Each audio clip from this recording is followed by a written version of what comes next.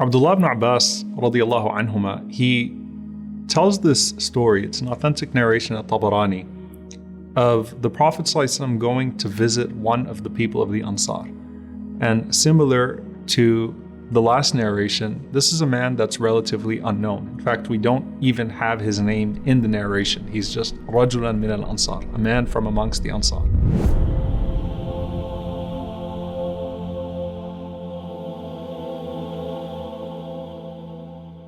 So the Prophet ﷺ went to visit him because he heard he was sick. So Abdullah ibn Abbas radiallahu ta'ala anhuma, he says, فَلَمَّا دَنَا مِن مَنْزِلِهِ, when the Prophet ﷺ came close to his home, سَمِعَهُ يَتَكَلَّمُ فِي الدَّاخِلِ, he heard him speaking to someone inside the home. So the Prophet ﷺ is drawing near to the house and it seems like he's speaking to someone on the inside. However, the Prophet ﷺ, he knocks on the door and he asks permission to enter. And when the Prophet ﷺ comes in, he sees that there's no one with the Ansari. So he says to him, سَمِعْتُكَ تُكَلِّمُ غَيْرَكَ, he said, I heard you speaking to someone else.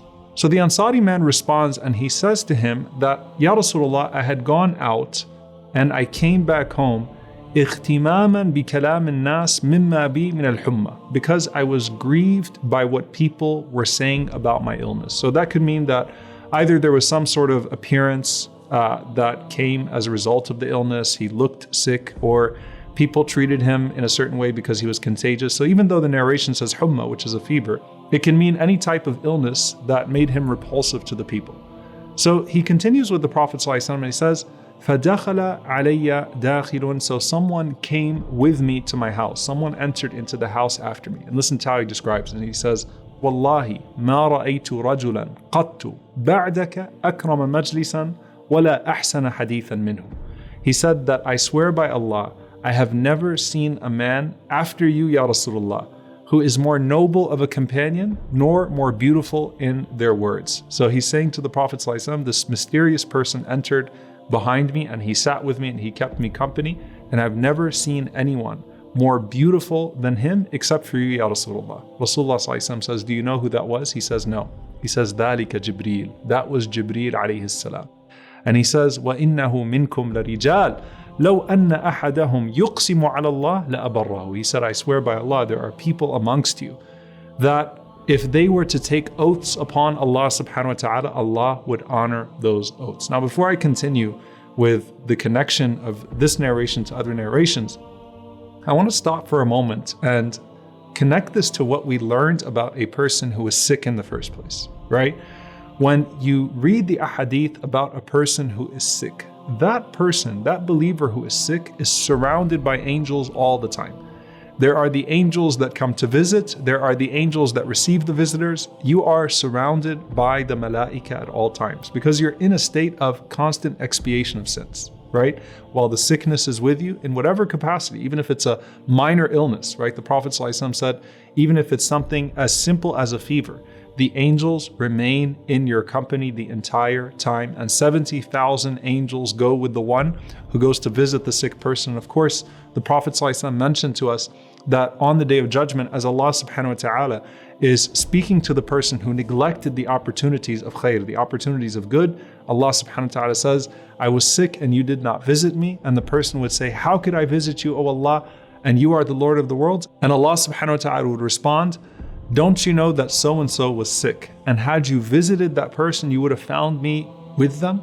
And so here you have this random man from the Ansar who not just any angel follows into his home, but Jibreel alayhi salam takes the form of a human being and visits this man. And that's why the Prophet ﷺ then even says out of ajab, out of amazement, that there are people amongst you. What does he mean by that?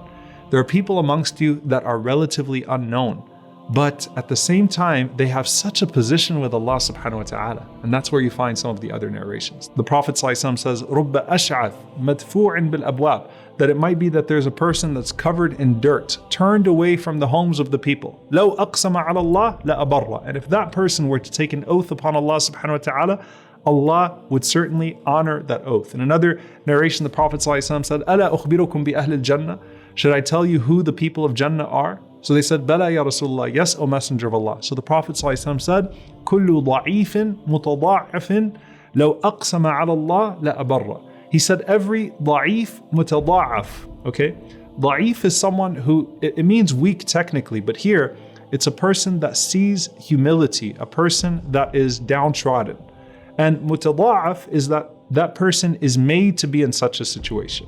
And it's because of their praiseworthy characteristics, either that they are inflicted with poverty and put into hardship, or it's because of the hardship that they're in that praiseworthy characteristics come out of them, right? So they bear the fruit of humility in the process of being people that don't hold any weight in society, but they are so great in the sight of Allah subhanahu wa ta'ala.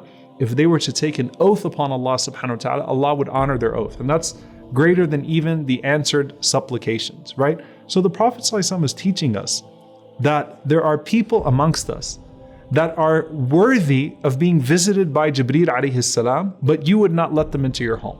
And that's why you never turn away from anyone. So it's instructive to you when you're sick and when you don't have much prominence in society. And it's also instructive to a person that you don't look away from someone else just because they don't have prominence in society.